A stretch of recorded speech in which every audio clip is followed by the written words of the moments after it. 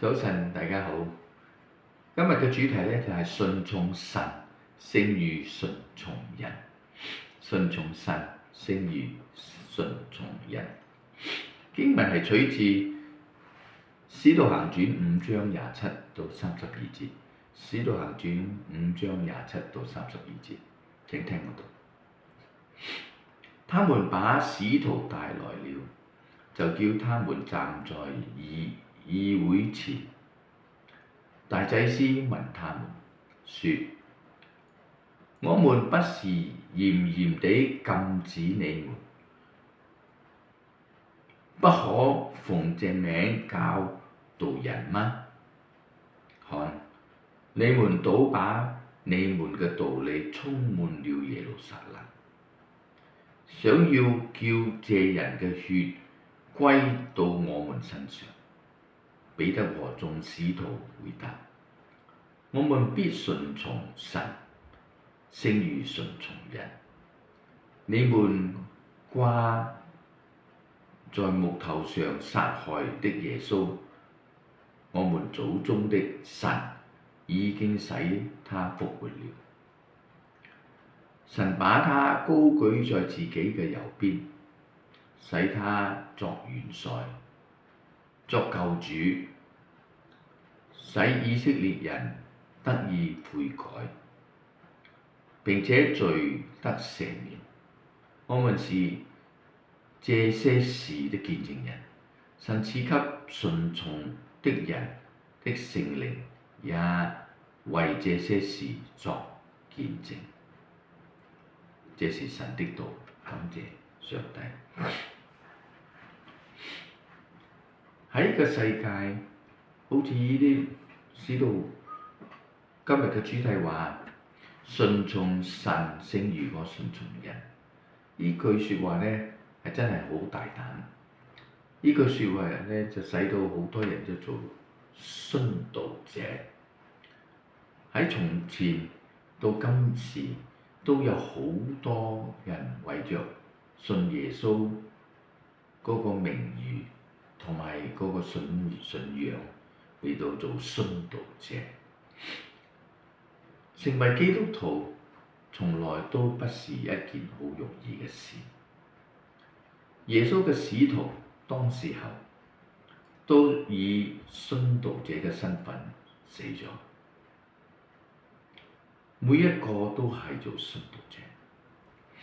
喺公元首3個世紀，基督徒受迫害嗰陣時係喺羅馬帝國嘅時候，羅馬皇帝唔喜歡基督徒，唔單止係猶太人唔喜歡，係羅馬人都唔喜歡，所以就迫害佢哋。佢哋要死就死，被捉拿做奴隸，或者係去躲起嚟，去到山洞啊，去到遠方嘅地方。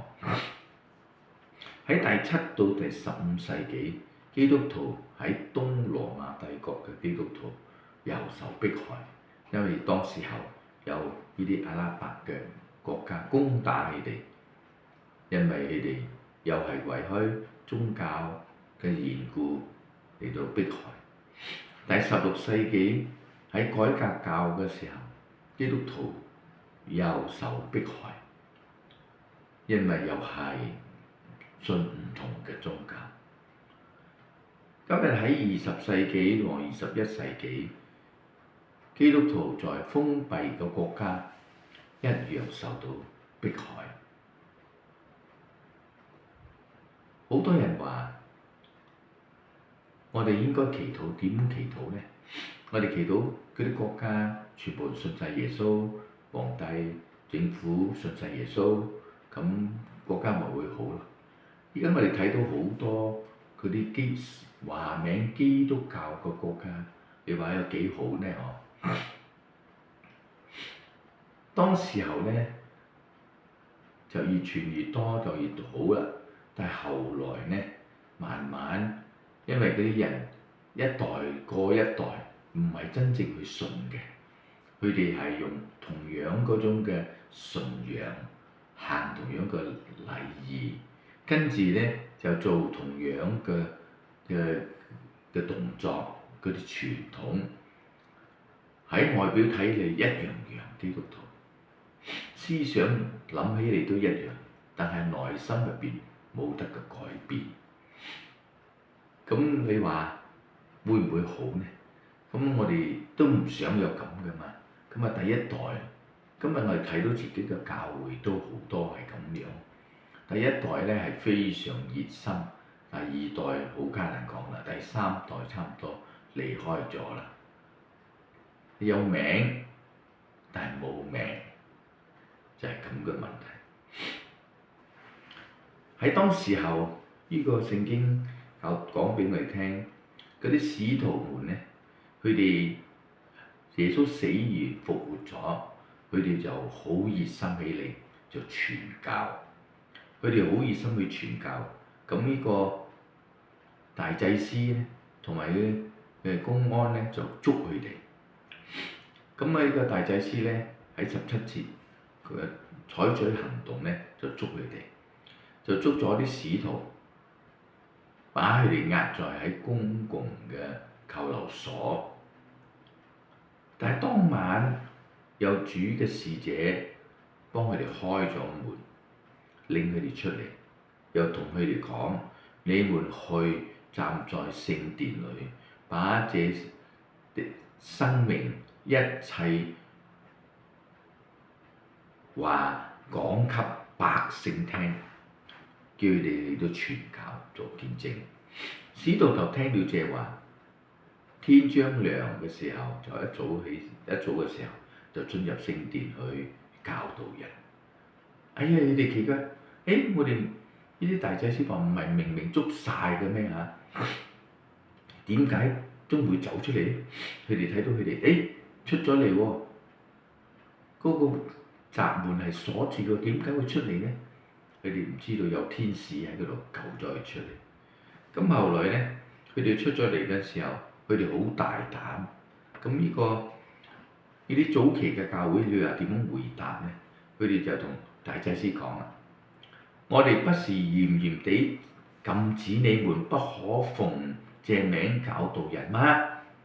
看你們倒把你的道理充滿了耶路撒冷，想叫人借人嘅血倒在我哋身上。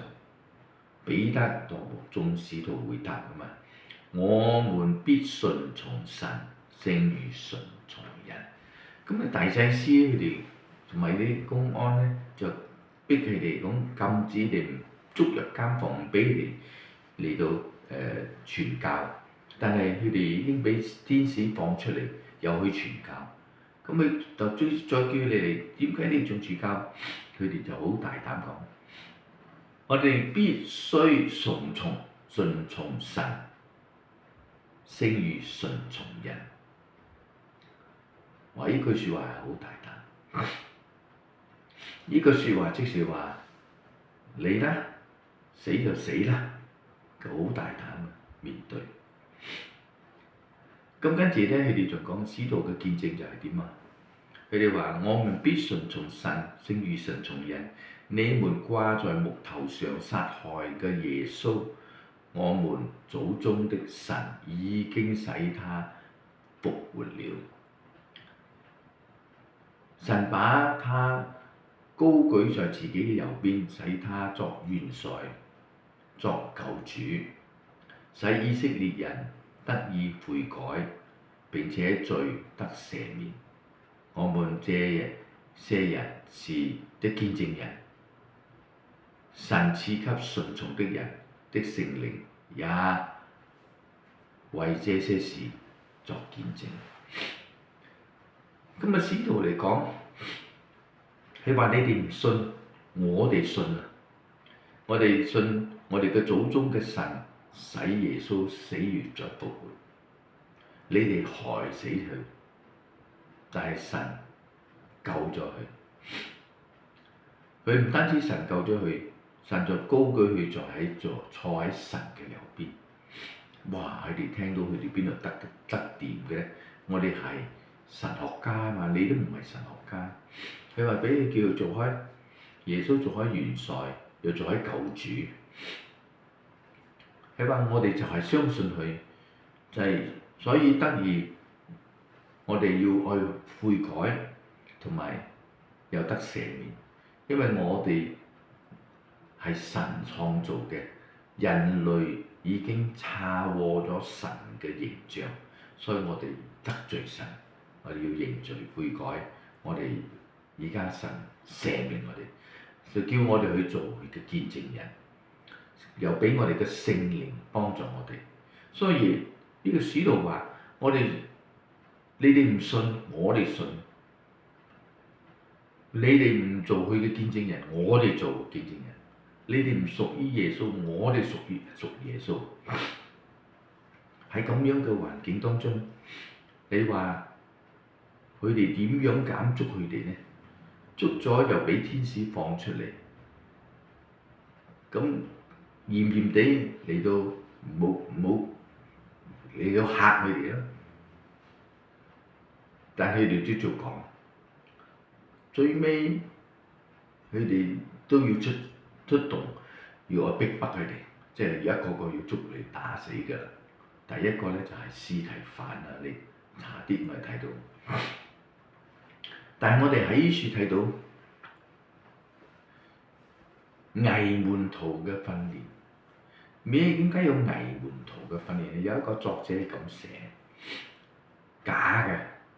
佢話啲偽門徒嘅訓練咧，就係指著一種膚淺嘅、自私嘅、缺乏真正改變嘅基督徒門徒訓練。雖然佢表面上看起嚟咧係跟隨耶穌基督，但最終他是一個假冒的、缺乏聖經中概述的門徒訓練嘅核心原則，係假嘅。佢話有樣嘅啫，係一個表示嘅啫，喺外邊嘅假冒嘅、缺乏嘅、唔跟住聖經嘅，冇真正嘅改變嘅。表面上睇起嚟好似，我哋今日咧睇到好多，點解會咁樣呢？因為我哋冇同耶穌有個直接關係。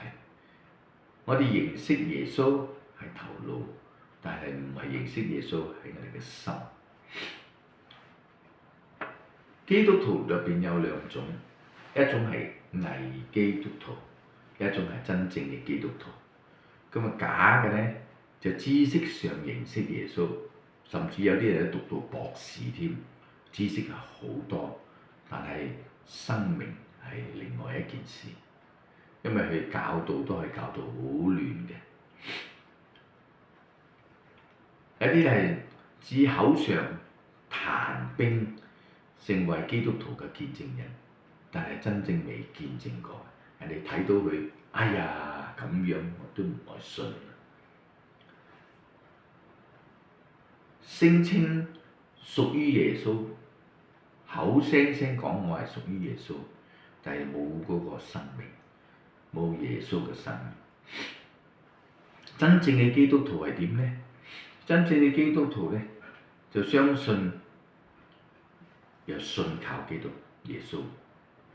真正嘅基督徒咧，係成為耶穌嘅見證人，又活出像耶穌一樣嘅生活。真正嘅基督徒咧，就係歸屬於和信服基督。又講一個見證你聽，呢個係真嘅見證，真事嚟嘅。但係好可惜咧，就用到呢個見證咧，呢個見證嘅都唔係要講乜嘢嘢，係講一個真事。曾經咧，我有認識一個牧師，呢個牧師講道，哇，好大聲，好巴閉，好威，睇個個人都話佢係牧師，哇，好嘢，又講到好多，又話趕鬼，又話做好多嘅嘢。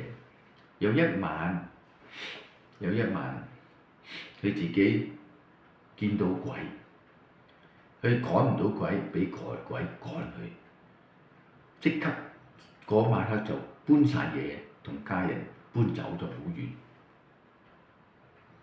第二日人哋話：牧師喺邊度啊？揾唔到，後來都亦都揾下佢咯。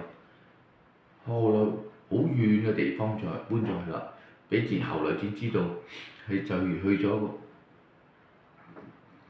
答人哋聽到翻嚟話，呢個牧師走咗好遠第二個埠。點解呢？係嗰晚黑，佢話佢趕鬼，但係個鬼俾鬼趕佢驚到不得了，走。你話咁樣嘅情形會唔會有呢？有，聖經都話過俾我哋聽。有一次有一個祭司，佢哋有7個仔，佢哋睇到耶穌、保羅去講道，佢哋就跟住保羅學保羅個方法嚟趕鬼。佢哋有趕鬼，嗰個鬼就喺嗰個被附嘅人個身上嗰度講出嚟。耶穌我認識，保羅我認識，你哋我唔認識。嗰個鬼就後來入咗佢哋嘅心，就佢哋7個走嚟走去，就做開裸體全街走。呢個係聖經嘅故事。即使話我哋好多時候可以講、可以用、可以做，但係真正嘅生命一遇見嘅時候，冇嗰個聖靈，又冇神喺個處。假基督徒就係咁嘅，講天花龍鳳，但係做呢無能為力，講到好叻，做就唔得。真正嘅基督徒呢，就係相信有依靠。真正嘅基督徒呢，有做耶穌見證人，有活出像耶穌一樣嘅生命。真正嘅基督徒呢，就要屬於有信服耶穌。你話如果我哋今日教會點樣先知道係真假嘅基督徒呢？咁我哋真係唔想又見到假㗎啦。喺口稱我哋問人哋你信唔信啊？信。有冇祈禱啊？有冇讀聖經啊？有冇做禮拜啊？有冇奉獻啊？有冇侍奉啊？有。但係睇到我哋外表嘅生命好似好亂糟喎。點解呢？係咪真係一個表面上呢？頭先個假基督徒嘅門徒，基督門徒呢，就係咁嘅表面上嘅，冇真正嘅生命。咁你話真正如果係真正要知道呢，我哋都冇可能。除非我哋翻到天家，咁先知道係真係假㗎啦。即係死咗嗰陣時啊，耶穌翻嚟嗰陣時候。唔好等到耶穌翻嚟啦。如果國家有逼迫嘅時候，好多時候我哋就知道邊個係真，邊個係假。一逼迫嚟嗰陣時，就知道咩係真，咩係假。因為好多時候假嘅早都放棄走咯，真嘅就真正可以嚟到面對。所以喺個時候，我哋點解唔好等到耶穌翻嚟，或唔好等到逼迫，依家快出去相信，去依靠佢，接受耶穌入我哋嘅心，唔係入我哋嘅腦。入咗腦仲要入佢嘅心，我哋要順服佢，聽到佢同佢有關係，聽到認識佢嗰陣時候，我哋知道呢個就係嗰個真正嘅耶穌，佢會感動，會塑造我哋嘅生命，會改變我哋嘅生命。嗰個耶穌，我哋要相信，你就會做真正嘅基督徒。我哋祈禱，多謝上帝帶領我哋一齊嚟到相信耶穌，要信靠佢。最主要咧就係唔單止認識喺腦海認識，真正有一個體驗，一個生命嘅同耶穌接觸一個體驗，知道感到聽到嘅聲音，同佢説話，感到被耶穌感動到，咁我哋知道主同我哋有關係，我哋同主有關係，我哋嘅生命會被塑造，我哋嘅生命會交付俾上帝，我哋嘅生命會活出一樣耶穌嘅生活。多謝主，求你幫助我哋，求你感動，求你嘅聖靈嚟到我哋嘅當中，同我哋嚟到説話，嚟到塑造。多謝上帝，用耶穌嘅名字求，阿們。